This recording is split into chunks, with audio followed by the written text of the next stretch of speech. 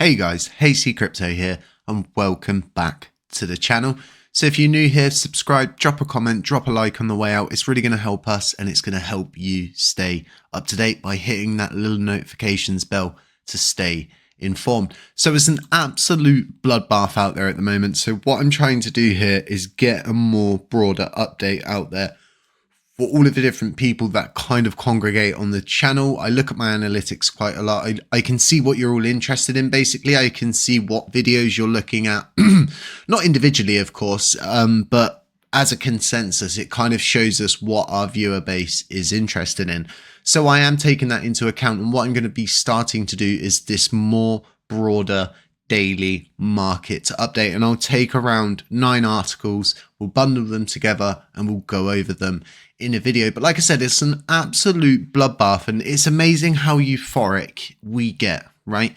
How quickly everything changes, how quickly all of that pain goes away, and you completely forget what red days even look like. Now, I myself have learned to embrace days like this. Even when it feels like all hope is lost, I still say to myself, do not find yourself in that position where you thought to yourself, I should have bought that dip harder.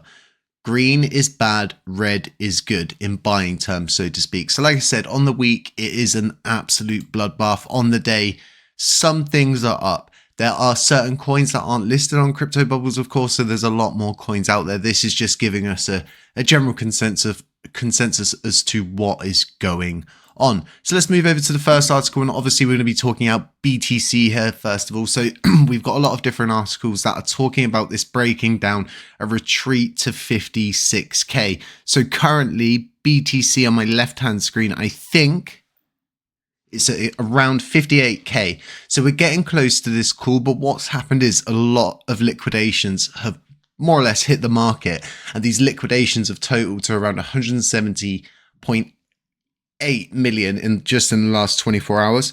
So this in itself is part of the cycle. I know a lot of people get upset and they don't understand why it can't just keep going up. There's lots of different stuff going on in the background. You've got short sellers, you've got people holding long positions. There's a lot involved when it comes to BTC actually making big swings like this. Normally when it comes down, it more or less a lot of the time just liquidates a lot of these positions and then starts to come back upwards. So although there is a distress in the market, although you've got this current situation with the FOMC meeting, you've got that Q1 financial report, you've got CZ heading to jail, you've got Duquan probably not far behind CZ. You've got all of these different things going on, but although there is distress in the market, there's opportunities, and everybody should see this as another opportunity. This isn't stocks, this is crypto. Things can just change because a panda fell over in Japan, so to speak. So we just don't know what's around the corner. We do need to prepare for all eventualities. I think we could come down to that 52k range. I think we could be heading for the further dip like they're explaining in here. But this article is really interesting because they're not blowing it out of proportion, so to speak. They're giving a pretty decent solid number for us to come down to, which is 52k. I think we could hit that 54 to 52k mark before we start to come back upwards. And honestly, when we start to come back upwards, everybody knows we're going to come up hard. We're going to come up fast. So what a lot of people aren't talking about is the current situation that unfolded before the halving event. That never happened before. We never had a huge substantial run like that before, where BTC punched a new all-time high before the halving event. So everybody needs to understand that although sellers are exhausted, they're not. A lot of people are waiting for a far better opportunity to get involved. And if the market wants to see lower prices, then lower prices will follow. So let's keep this thing moving. And the historical kind of thing I was just talking about, if history repeats itself, this is how BTC's price will perform in the next 6 months. I'm going to leave links to all of these articles we go over each day, by the way, folks. So they're saying Checkmate argues that Bitcoin is positioned in a chop-solidation phase, a term coined to describe a stagnant yet volatile period. He suggests that this could last approximately 6 months based on previous cycles, and potentially usher in a period of parabolic growth that could last between 6 to 12 months. And that really kind of fits into the time frame we've been describing here on the channel, what is historically known. But what these articles don't kind of take into account is once we punch a new all-time high, once we get into an area we've never been before, we just don't know what's going to happen. Like, we really don't. So the whole Bitcoin history tends to rhyme, and thus far this cycle is no different. Checkmate noted the song sung during the last 2 cycles paints around 6 months of chop solidation ahead of us, followed by a 6 to 12 month parabolic advance. So if you're trying to place yourself right now and say to yourself, well, where am I in this cycle? You're in an accumulation phase. If you were to look at it from a technical standpoint, from a business standpoint, this would definitely be an accumulation phase. And although accumulation phases can differ by hundreds, sometimes thousands of %, it doesn't matter if you understand the cycle, if you understand the whole theory and physics behind most of these different things. Bitcoin's resilience is just second to none. Absolutely second to none, even to the point of where in, I think, Switzerland, you can buy a McDonald's with Bitcoin. So it's really interesting. So this whole kind of BTC price loses 60k support to hit 2-month lows. People are like, oh, you know, we haven't been this low since 2023. Yeah, that was like 5 months ago, dude. So all this freaking out, I'm not buying into it. All I'm doing is buying the dips moving forward, planning my positions, and looking out for different kind of things like this, a more blue chip play. Now, VE Chain is a very interesting chain because it started off as a POA chain and then it molded itself to become the chain that it has become. So this thing's well in place. There's a lot of people behind it. The community's very substantial. There's a lot of you. Now, when it comes down to their connection with UFC, it's kind of like what I would say of crypto.com. This is a very smart play because boxing, you've got all of these different sports, right? But UFC's every week. And then you've got those major events that come up. It's more or less, if I, from a business perspective, was to say, well, where should we put our advertising into? I would probably put it into the ring, where there's lots and lots and lots of serious money. So VE Chain's partnership with USC is not just about a branding move, it's a leap into the future of sports tech with the latest UFC gloves containing chips powered by VE Chain that provide immutable records. So basically now, I'm a huge fan of UFC, you won't need to, once they iron out the technology, you won't need to have, I think sometimes I have like 10 guys there doing the scorecards and counting exactly, then they run averages, and if people differ, so to speak, they average it down. But this wipes that out. And as much as people think this is like a small thing, it's not, it's huge. This is actually huge. If you look at Java, how Java started, they started as this very tiny thing that powered a video, or it powered a web browser based game. Now it's in nearly every phone.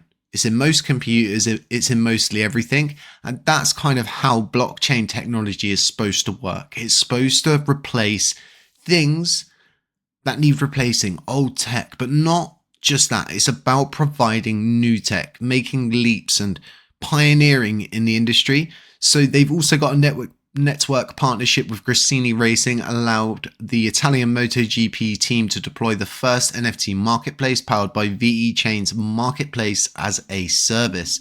So this is really good news for VE Chain. Like I said, leave links to this in the description. This is really good. I bought VE Chain during the past 2 dips. It's something I've been holding as a blue chip asset. It's something I'm holding on to for the future.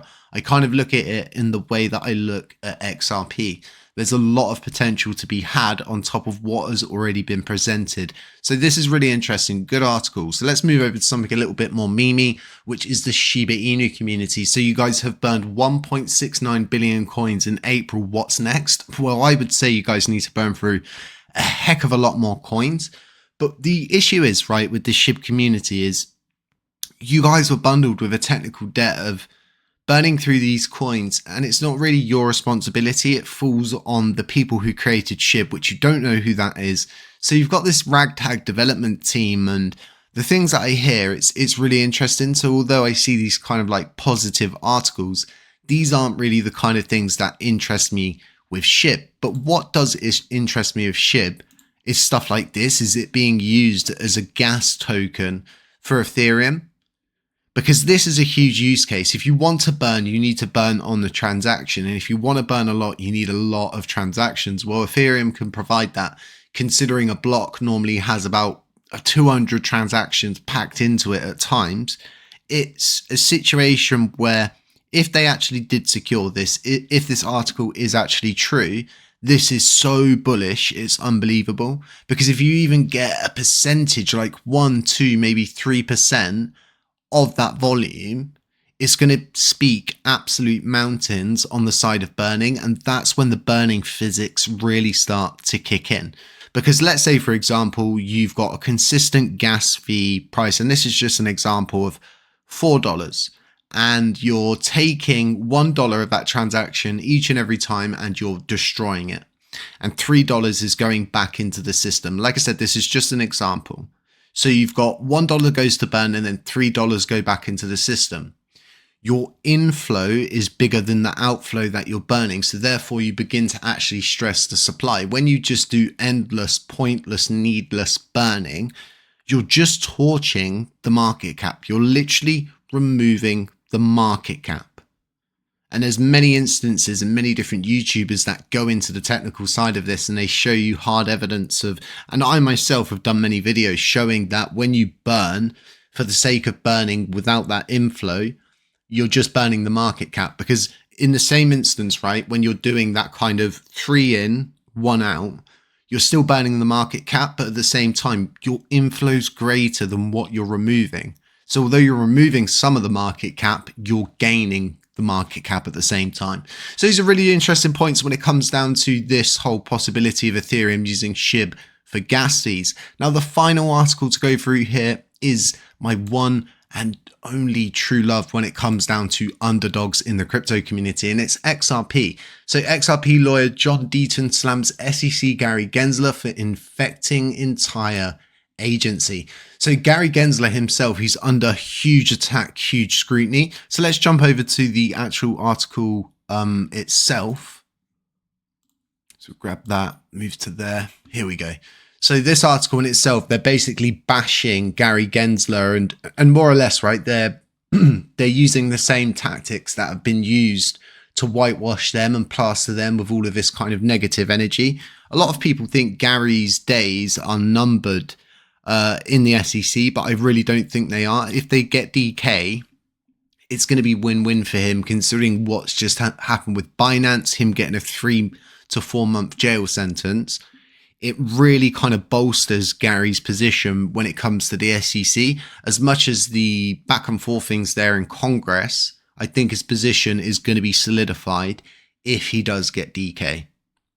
Now, all of this bashing and stuff like that is really good, but at the same time, right, these kind of bashings are, they take a tweet and they write an article from the tweet. So take these kind of things with a pinch of salt. There's a deadline for the XRP community. That was, I think, like 48 hours ago. So that should have landed now. I'm waiting to get the information to do an individual video. So keep an eye out for that one. That's why I left this article at the end, just to give you that bit of information. So like I was saying at the beginning, I'll be doing this every day. I'll take 9 articles, I'll go through them, and we'll do a major cryptocurrency update each and every day for you folks. Subscribe if you haven't already, drop a comment, drop a like on the way out. It's really going to help us out. Hit the notifications bell to stay informed. If you've got LUNC, you can delegate with my validator. Links to that in the description. If you're looking for a trading indicator to get on top of things and look for some of these 2000% gains that we're making at time, links to that in the description. Links to the Patreon as well if you want to get involved in that. We do a $2,000 monthly giveaway to 2 holders each and every month, on top of all of our different alpha calls. Stay safe, stay humble, stay aware, and as always, catch you in the next one. Ciao.